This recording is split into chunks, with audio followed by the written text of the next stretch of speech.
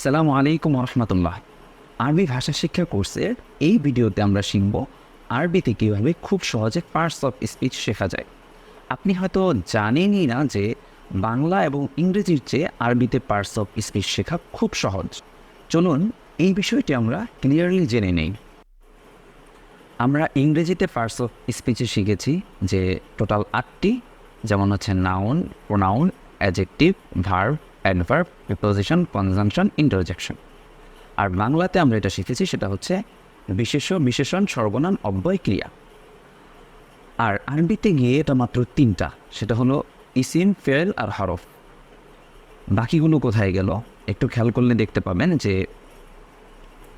Noun, pronoun, adjective, adverb, এই 4টা হচ্ছে ইসিমের অন্তর্ভুক্ত, যেগুলো বাংলায় হচ্ছে বিশেষ্য, বিশেষণ, সর্বনাম, সবগুলো হচ্ছে ইসিমের অন্তর্ভুক্ত।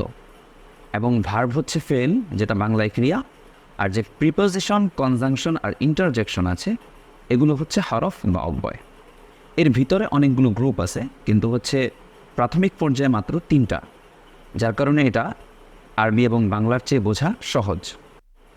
তাহলে সব মিলিয়ে যেটা দাঁড়ালো যে আরবিতে কালিমা, শব্দ বা পদ যেটাই বলি না কেন, কালিমা হচ্ছে 3 প্রকার। একটা হচ্ছে ইসিম, একটা ফেল, একটা হরফ।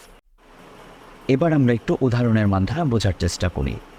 যেমন কিতাবুন, একটা বই, তার মানে এটা হচ্ছে ইসিম। আল কলামু, কলমটি, এটা হচ্ছে ইসিম।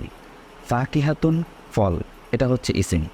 অনেক সময় পরীক্ষায় আসে যে অনেকগুলো শব্দ থেকে কোনটা ইসিম, কোনটা ফেল, কোনটা হরফ বের করো।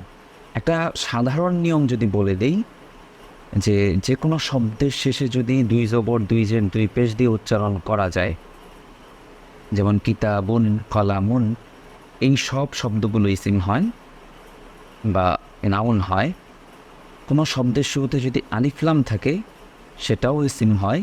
কোনো শব্দের শেষে যদি গোলতা থাকে সেটাও ইসিম হয়। এছাড়াও আছে, বাট এটা হচ্ছে কমন রুলস, এগুলোর মাধ্যমে কিন্তু আপনি লিখতে পারবেন। পরবর্তী উদাহরণগুলো দেখি। কাতাবা, সে লিখলো, তার মানে এটা ফেল। করাআ, সে পড়লো, তার মানে এটাও ফেল। কলা, বললো, এটাও ফেল। এরপর ফি মানে হচ্ছে মধ্যে, এটা প্রিপোজিশন মানে হরফ। মিন হচ্ছে থেকে, তাহলে এটাও হরফ। ইলা, এটাও হরফ। আশা করি আরবিতে পার্টস অফ স্পিচটা সবার ক্লিয়ার। আমাদের এখন আরবিতে দক্ষতা বাড়ানোর জন্য প্রচুর পরিমাণে আরবি শব্দ মুখস্থ করতে হবে।